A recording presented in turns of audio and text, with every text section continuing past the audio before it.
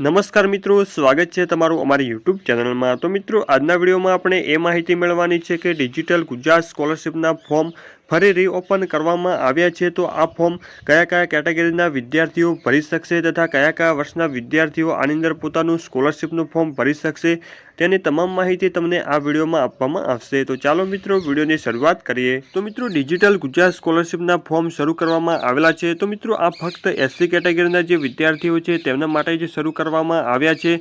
જે વિદ્યાર્થીએ 2022-23માં અથવા તો 23-24માં અથવા તો 2024-25માં જે વિદ્યાર્થીએ એડમિશન લીધું હોય અને કોઈ પણ કારણોસર પોતાનું સ્કોલરશિપનું ફોર્મ ભરવાનું બાકી રહી ગયું હોય તેવા એસસી કેટેગરીના જે વિદ્યાર્થીને ફોર્મ ભરવાનું હોય તેવા તમામ વિદ્યાર્થીએ તારીખ 1-2-2025 લઈને તારીખ 15-2-2025 સુધીમાં પોતાનું સ્કોલરશિપનું ફોર્મ ભરી દેવાનું રહેશે।